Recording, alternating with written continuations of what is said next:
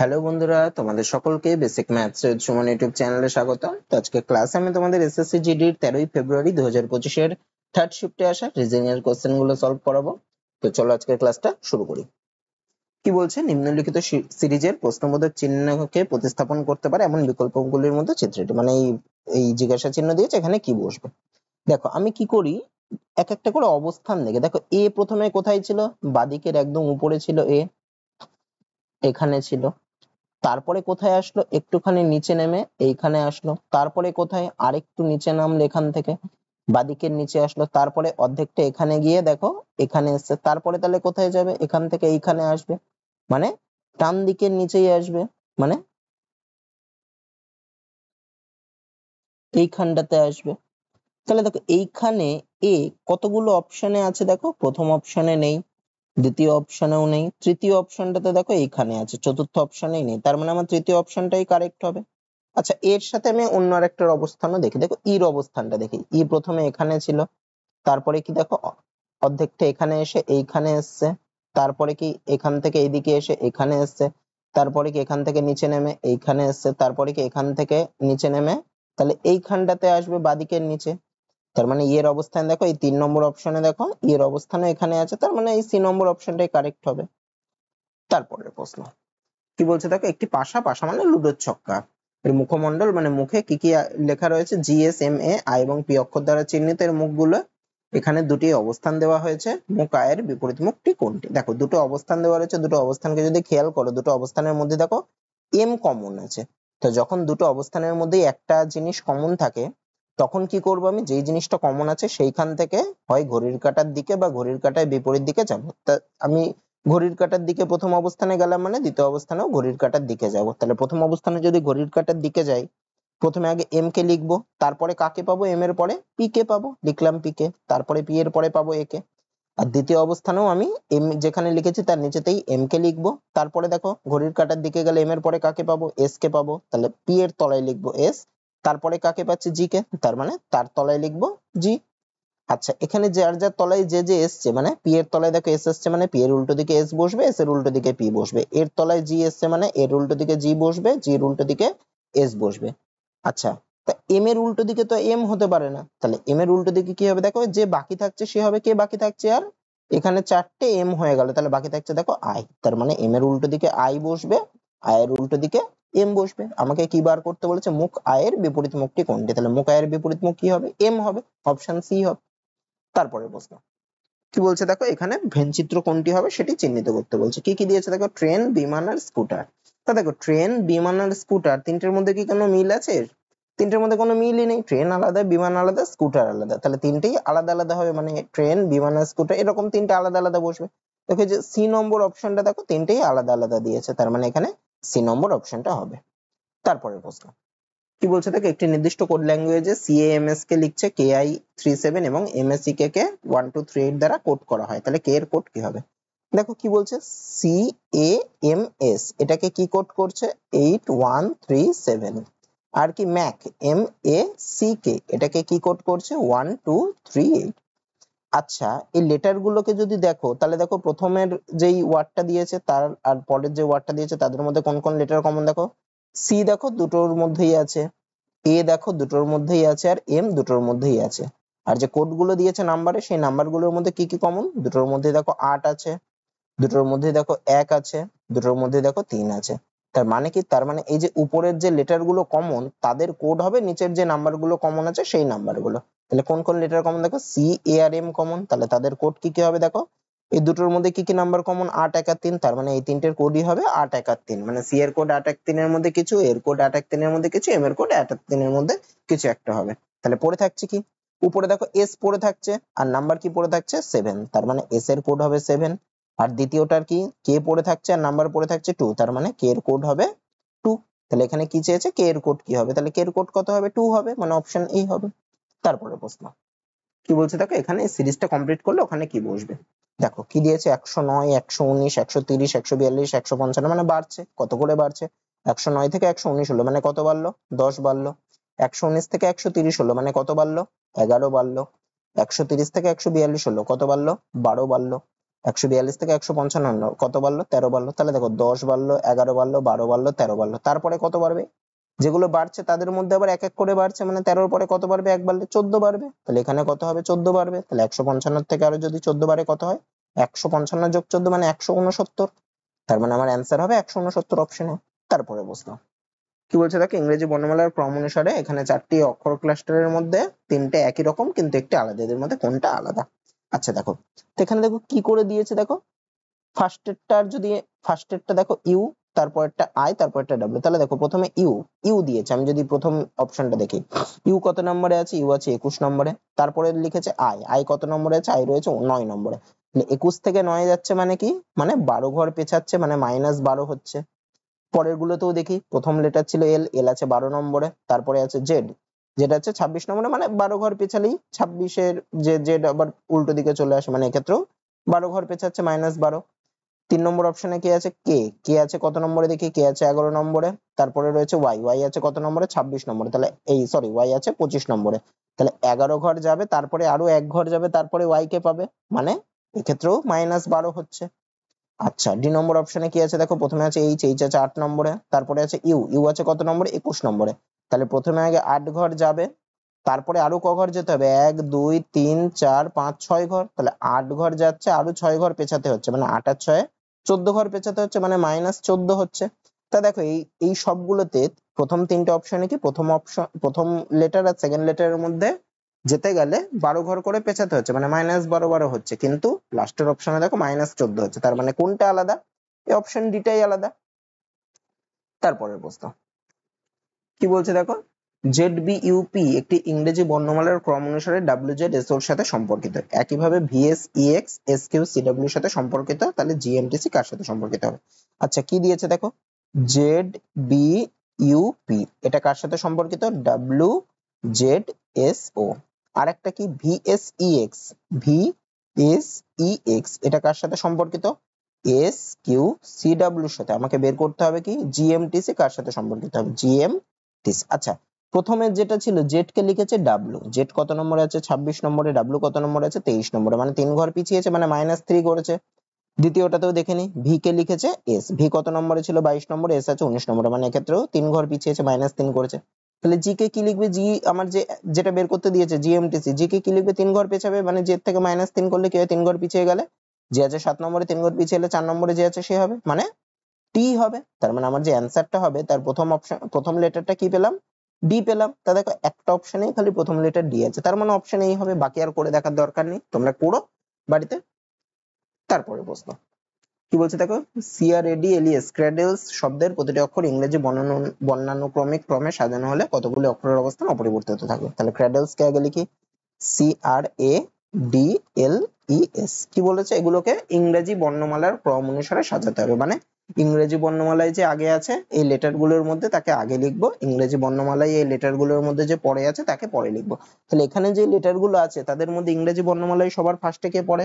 এ পড়ে। তাহলে সবার প্রথমে আগে এ কে লিখবো, তারপরে কে পড়ে? সি পড়ে, তারপরে সি কে লিখবো, তারপরে কে পড়ে? ডি পড়ে, তারপরে ডি কে লিখবো, তারপরে কে পড়ে? ই পড়ে, তারপরে ই কে লিখবো, তারপরে কে পড়ে? এল পড়ে, এল কে লিখবো, তারপরে কে পড়ে? আর আর এস বাকি আছে, আর আর এস এর মধ্যে আগে আর পড়বে, তারপরে এস পড়বে। এবার দেখবো কতগুলি অক্ষরের বা কতগুলি বর্ণের অবস্থান কি হয়েছে? অপরিবর্তিত হয়েছে। দেখো প্রথমে সি ছিল, সি এর জায়গায় কি আসলো? এ, তাহলে চেঞ্জ হয়েছে।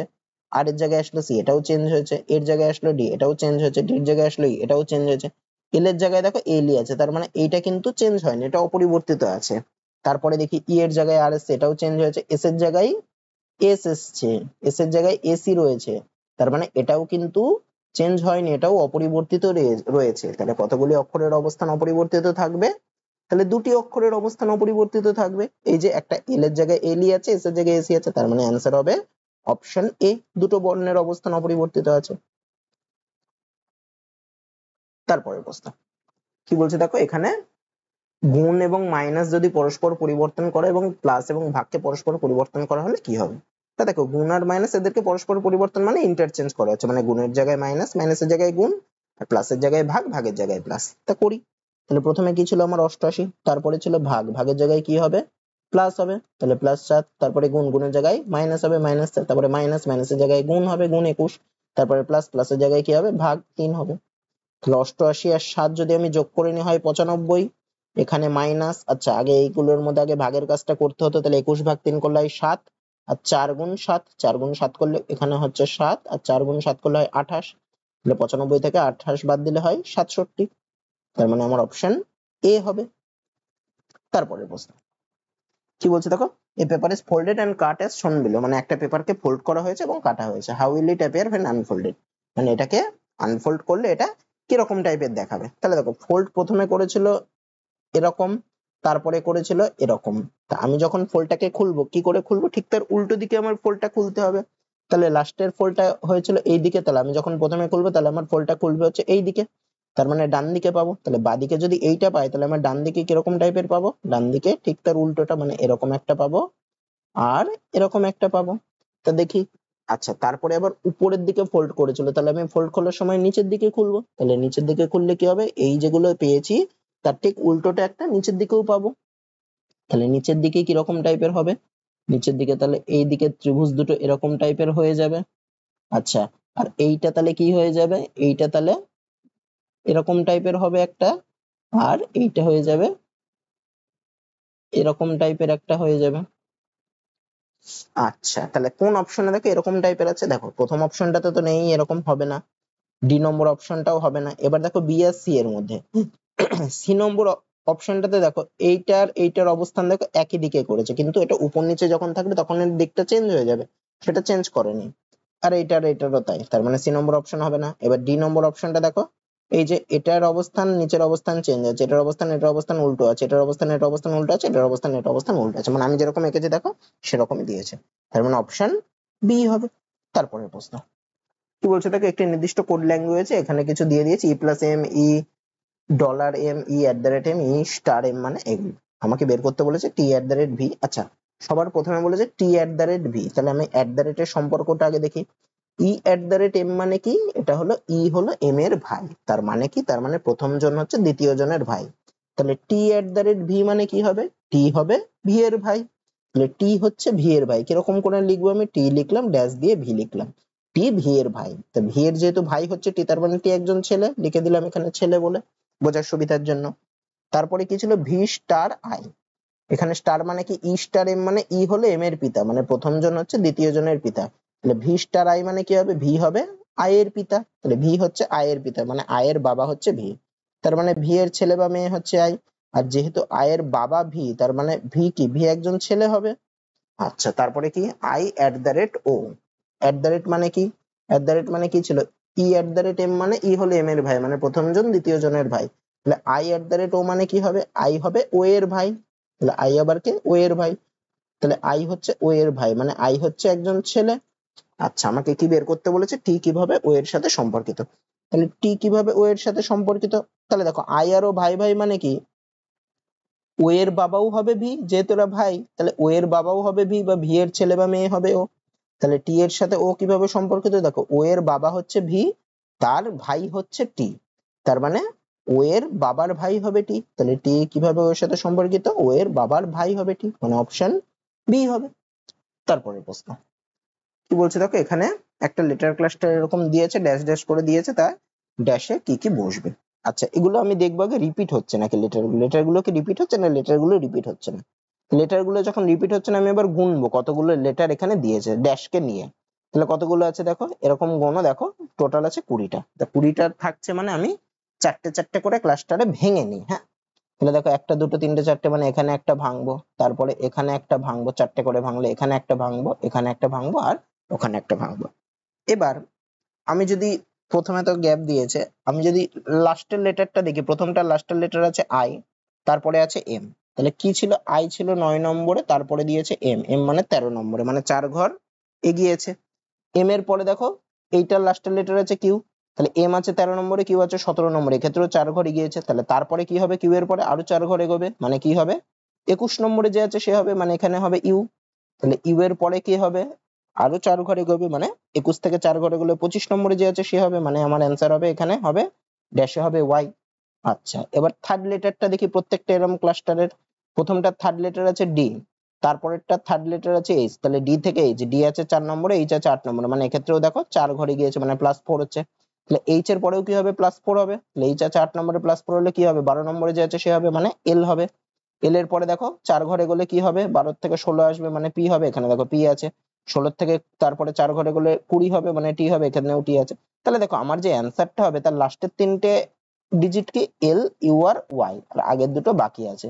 তো আমি দেখতে পারি এল ইউ আর ওয়াই, দেখো একটা অপশনেই লাস্টের 3টে ডিজিট আছে এল ইউ ওয়াই, তার মানে আমার অপশন ডি হবে, বাকিগুলো আবার না করলেও হবে। তোমরা দেখবে এরকম লজিক বের করে এরকম চারটে চারটে করেই এগোবে, তো তোমরা বাকিটুকু নিজেরা বের করবে পুরো অ্যান্সারটা। পরীক্ষায় কিন্তু এতগুলো করার দরকার নেই, আমি যেটুকু দিলাম দেখো দুটো বের করলেই অ্যান্সার বেরিয়ে আসছে, এই ইউ আর ওয়াই বের করলে অপশন অ্যান্সার কিন্তু বেরিয়ে আসছিল, তো এইটুকু করলেই হয়ে যাবে, পরীক্ষা অত টাইম থাকবে না, ঠিক আছে।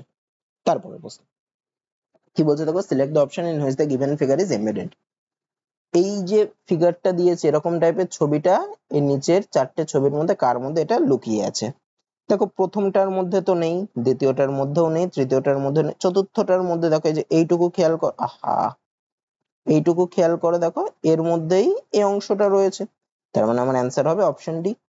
তারপরে প্রশ্ন কি বলছে, ইংরেজি বর্ণমালার ক্রম অনুসারে প্রদত্ত সিরিজে কি বসবে। আচ্ছা, সবার ফার্স্টের প্রত্যেকটার প্রথম লেটার আছে বি, তারপরে লিখেছে ওয়াই, তাহলে বি হলো তারপরে হলো ওয়াই, বি আছে 2 নম্বরে, তার থেকে ওয়াই মানে কত ঘরে গিয়েছে 1 2 3 মানে 3 ঘরে গিয়েছে, -3 করেছে, ওয়াই থেকে আবার হলো ভি, ওয়াই আছে 25 নম্বরে, ভি হলো 22 নম্বরে, মানে এক্ষেত্রে আবার 3 ঘর পিছিয়েছে, তাহলে -3। ভিড় থেকে আবার তাহলে 3 ঘর পেছাবে, ভিড় থেকে 3 ঘর পেছালে কত 19 নম্বরে যে আছে সে হবে মানে এস হবে, তাহলে জিজ্ঞাসা চিহ্ন এস হবে। এস এর পরে আরো 3 ঘর পেছালে দেখো পি হয় 16 নম্বরের ইয়ে, তাহলে প্রথমের আমার যে অ্যান্সার হবে তার প্রথম লেটারটা হবে কি এস। দেখো এই দুটো অপশনের প্রথম লেটারটা এস আছে। আচ্ছা, দুটো অপশনের মধ্যে একটু দেখে দেখো সেকেন্ড লেটার দুটোর মধ্যেই কে, তার মানে আমার এখানেও অ্যান্সারও সেকেন্ড লেটার কি হবে, সেকেন্ড লেটার দেখার আমার দরকার নেই, আমি দেখবো কি থার্ড লেটারটা দেখবো।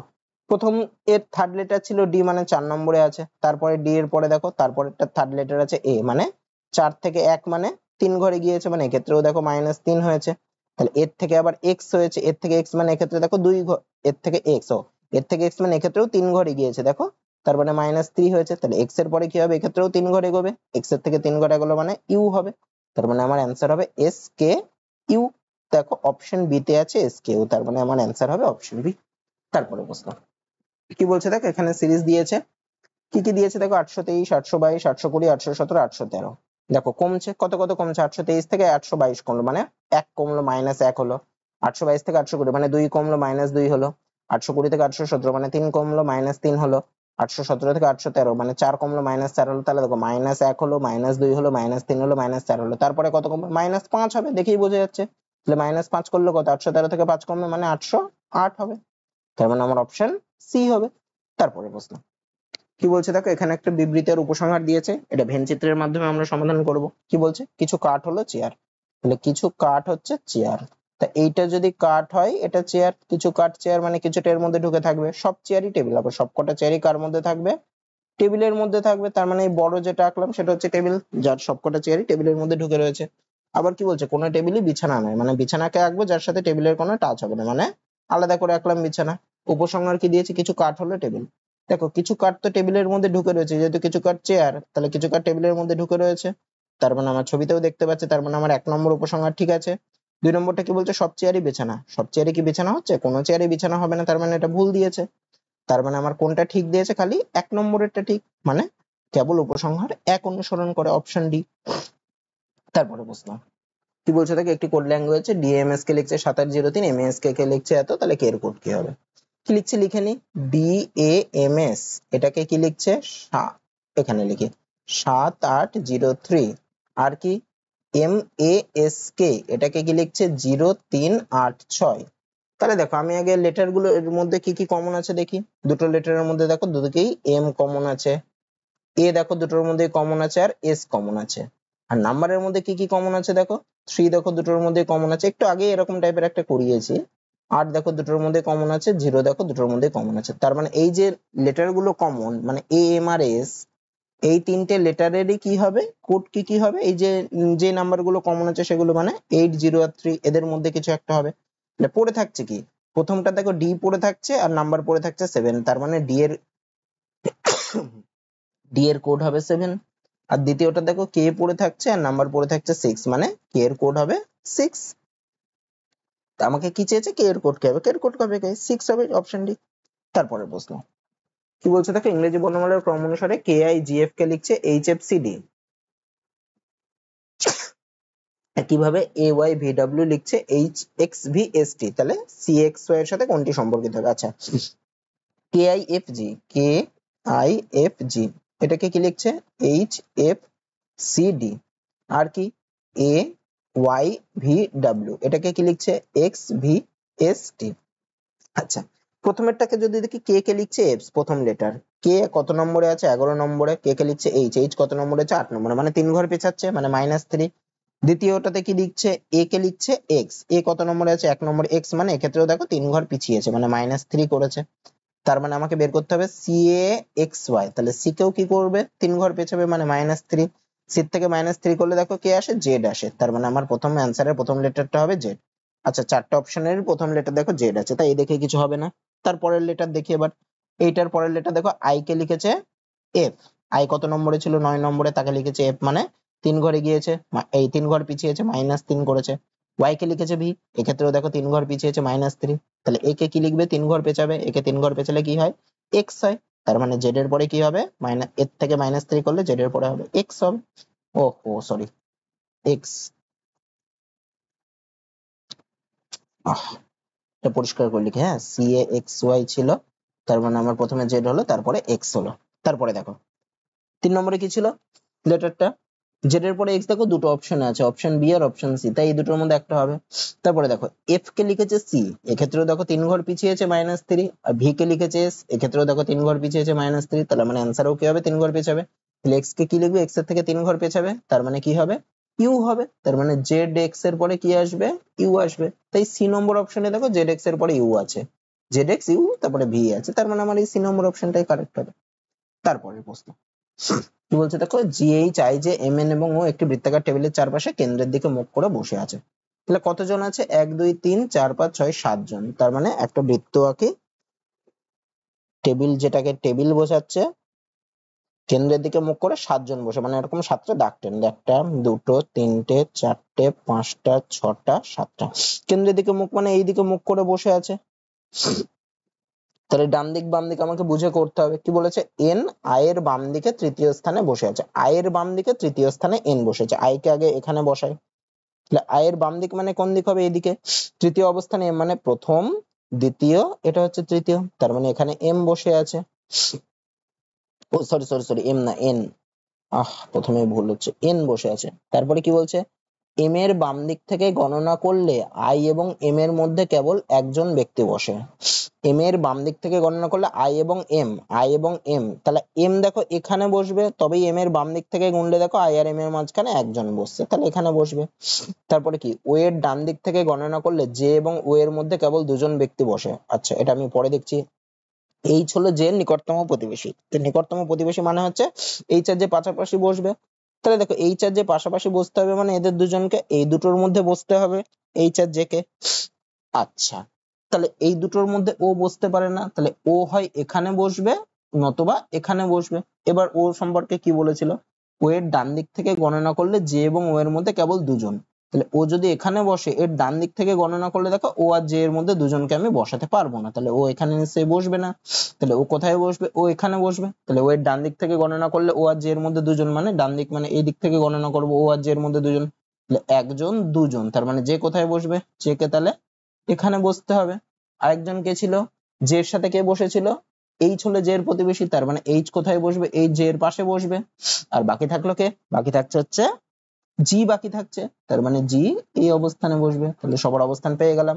কি বের করতে বলেছে, জি এর ডান দিকে তৃতীয় স্থানে কে বসে, জি এর ডান দিক মানে এইদিকে, এইদিকে তৃতীয় স্থানে কে, প্রথম স্থান দ্বিতীয় স্থান, এটা হচ্ছে তৃতীয় স্থান, তৃতীয় স্থানে তাহলে কে বসছে, এন বসছে, তার মানে আমার অপশন সি হবে। তারপরে প্রশ্ন কি বলছে দেখো, 8 জন লোক দুটি সমান্তরাল সারিতে বসে আছে, যেখানে 4 জন করে লোক থাকে, যাতে পাশের লোকদের মধ্যে সমান দূরত্ব থাকে। প্রথম সারিতে এম এ আর এবং কে বসে আছে এবং তাদের সকলেই দক্ষিণমুখী, আচ্ছা, এবং দ্বিতীয় সারিতে পি ও এস এবং টি বসে আছে, তাদের সকলেই উত্তরমুখী। উত্তরমুখী আর দক্ষিণমুখী আমাদের একটু অবস্থানগুলো চিনতে হবে। এই দিকটাকে বলা হয় ইস্ট বা পূর্ব, এই দিকটা হচ্ছে ওয়েস্ট বা পশ্চিম, এই দিকটা হচ্ছে নর্থ বা উত্তর, আর এই দিকটা হচ্ছে সাউথ বা দক্ষিণ। তো তাহলে উত্তরমুখী অবস্থান মানে উপরের দিকে, তুমি যেদিকে দেখছো তার থেকে উপরের দিক, আর দক্ষিণমুখী হলে তুমি যেদিকে দেখছো তার থেকে নিচের দিক। তাহলে দুটো সারি আছে, একটা হচ্ছে উত্তরমুখী অবস্থানে রয়েছে, এটা উত্তরমুখী অবস্থান, একটা হচ্ছে দক্ষিণমুখী অবস্থান হচ্ছে এটা। তা উত্তরমুখী অবস্থানের এই দিকটা হচ্ছে ডান দিক আর এই পাশটা হচ্ছে বাম দিক, আর দক্ষিণমুখী অবস্থানের ক্ষেত্রে ঠিক উল্টো, এই পাশটা হবে ডান দিক আর এই পাশটা হবে বাম দিক। আচ্ছা, উত্তরমুখী অবস্থানে কে কে বসে আছে? আচ্ছা, দক্ষিণমুখী অবস্থানটা আগে লিখি, এম এ আর এবং কে দক্ষিণমুখী অবস্থানে বসে আছে, মানে উপরের লাইনটাতে আছে এম এ আর আর কে, আর নিচের লাইনটাতে আছে পি ও এস আর টি। এরা কিন্তু একই ক্রমে নয়, হ্যাঁ। আচ্ছা, এবার কি বলছে, এভাবে প্রতিটি ব্যক্তি একে অন্যের সারির মুখোমুখি বসে, এরা সমান্তরাল সারিতে বসে টি এম এর ঠিক ডান দিকে বসা ব্যক্তির মুখোমুখি। তাহলে এম এর ঠিক ডান দিকে বসা ব্যক্তি, এম কোথায় আছে? এম ওই দক্ষিণ দিকে মুখ করে বসে, তাহলে এম কে এক জায়গায় বসালাম। তাহলে এম এর ডান দিক, এম এর ডান দিক মানে কোন দিক হবে? এইখানটাতে হবে।